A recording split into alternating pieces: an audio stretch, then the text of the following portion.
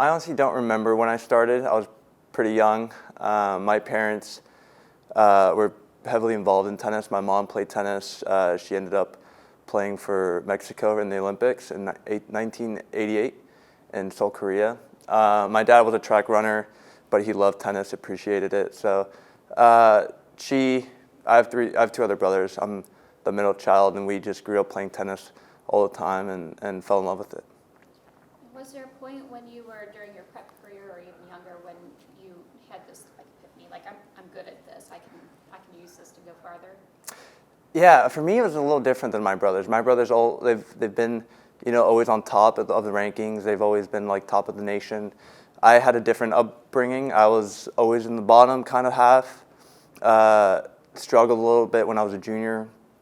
It wasn't until I was 16, 17, like where college started becoming like a real thing, like, oh, how am I gonna get to college? How am I gonna pay for it? So once that kicked in and the reality of it kicked in, that's when I really brought it up a gear and started bringing in results. But for me, tennis hasn't really been like, oh, I'm gonna be number one in the world. I like to set realistic goals. Just like everybody likes to think they're gonna be the best in the world, but when you become a little older, near college maybe, it becomes a little bit more realistic and you start appreciating what you can and cannot do.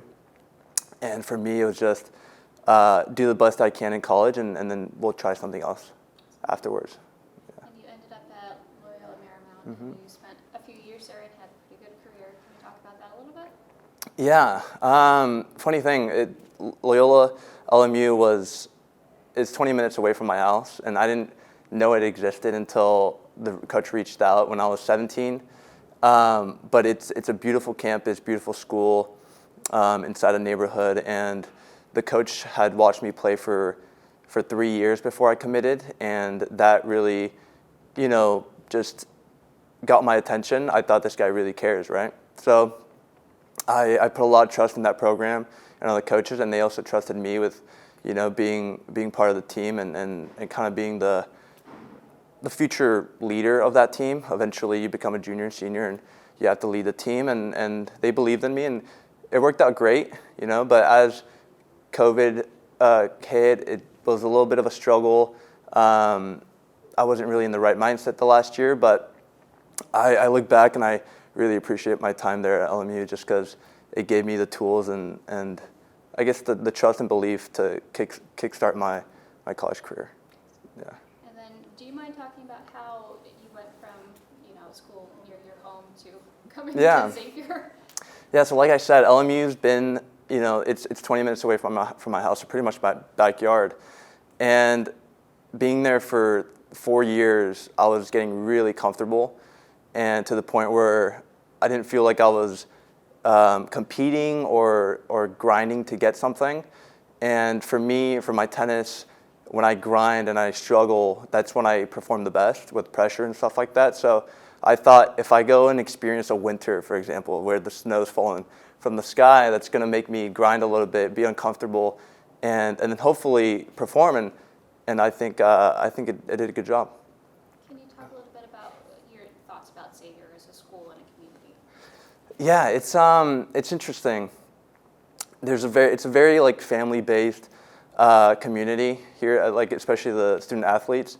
I haven't been able to spend a lot of time with the students themselves, but the student athletes, they're very, very tight. They're very open for conversation, relationships, and just that, I guess, comfort in being able to reach out and talk to other student athletes makes just the experience here a lot better.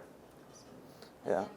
As part of our tennis program, you have set a lot of records. You've been a lot of first, highest ranking, first to make a singles tournament. Mm-hmm. What does that mean to you to be setting these new standards? For me, I've never, like I said before, my two brothers have always been on top of the game, and they've won tournaments, set records themselves. I've never been like that, so for me to finally do something like that and that level, it means a lot for me. It kind of shows me, or kind of proves to myself that I'm able to achieve things like that, and it just gives me the confidence to go out after college and reach for anything I set my mind towards. I think I can reach that. Yeah. And then going into the singles championship, what's your mindset?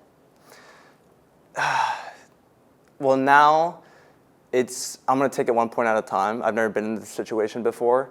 I've never been at the tournament. Starting the season, getting ranked was a goal, but now that I'm ranked and now I'm kind of exceeded that and made the NCAAs, I just want to appreciate it, enjoy every moment of it, just because it is my last year, first time I ever made the tournament, and I don't want to shoot too high, but I do have some goals in mind, and that's what I'm working towards. But I'm just going to try to enjoy it for sure.